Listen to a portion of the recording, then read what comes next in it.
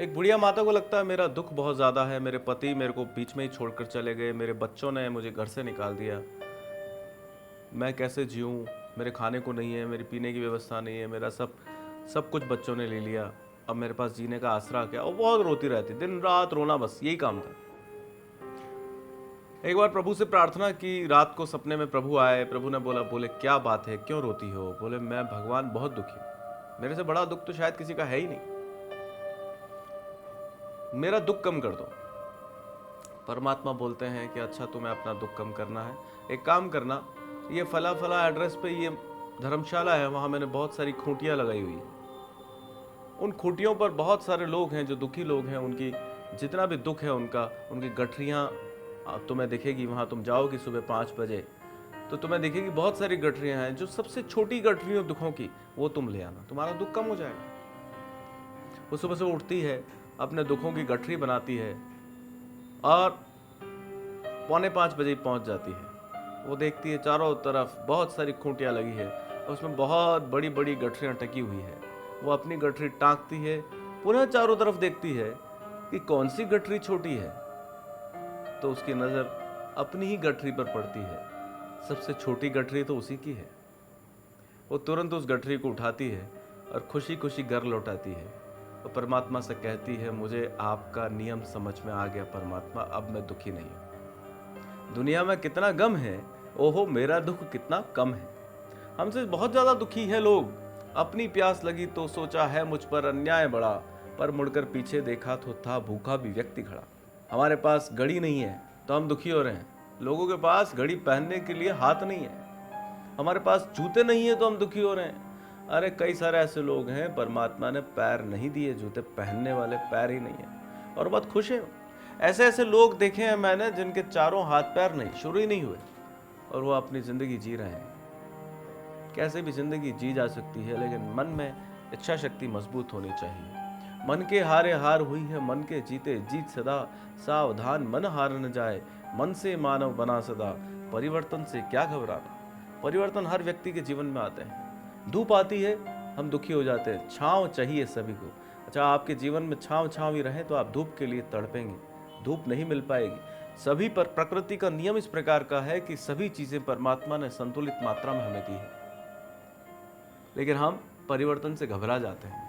थोड़ी सी विपत्ति आती है हम अपना रास्ता बदल देते हैं, थोड़ा सा कष्ट आते हैं हम बैक टू पवेलियन हो जाते हैं। अरे दृढ़ इच्छा शक्ति रखिए ना, आप क्या नहीं कर सकते।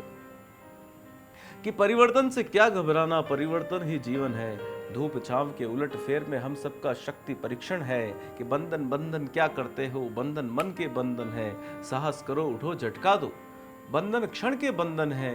अब अंतिम 2 लाइनें आपको बहुत आनंदित करेगी। किसी भी निराश व्यक्ति को, किसी भी आत्महत्या करने जा रहे व्यक्ति को आप रोक कर केवल ये 2 लाइनें सुना दीजिए।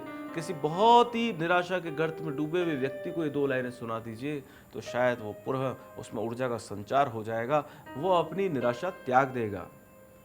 वो 2 लाइनें ये है कि तू सूरज है पगले फिर क्यों अंधकार से डरता है, तू तो अपनी एक किरण से जग प्रदीप्त कर सकता है। हम में बहुत ऊर्जा है, हम में बहुत एनर्जी है, उस एनर्जी का इस्तेमाल करना नहीं है हमें। हम सुबह 8 बजे उठते हैं, 9 बजे उठते हैं, रात को हम 12-1 बजे सो रहे हैं। हमारा जीवन जीने का ढंग कैसा है? जिंदगी निकल गई तो जीने का ढंग आया, और शमा बुझ गई तो महफिल में रंग आया। क्या जरूरत?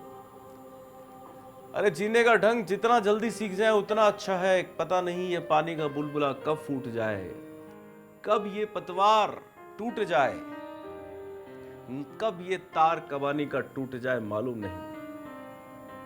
इसलिए जिंदगी जीने का ढंग सीख लीजिए। जिंदगी जीना किसे कहते हैं? आप ये सोचेंगे जिंदगी जीने का ढंग क्या है?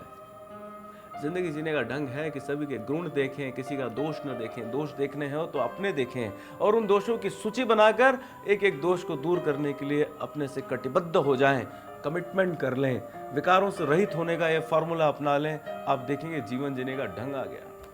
संतों के साथ रहकर भी यदि कोई व्यक्ति सुधर न पाया तो उस पर परमात्मा भी क्या करेगा, उस पर कोई दूसरा व्यक्ति भी क्या करेगा। जो संत के साथ रहते हैं उनमें तो संतत्व आ जाना चाहिए, और जो संत के साथ नहीं रहते हैं उन्हें सत्संग में जाना चाहिए।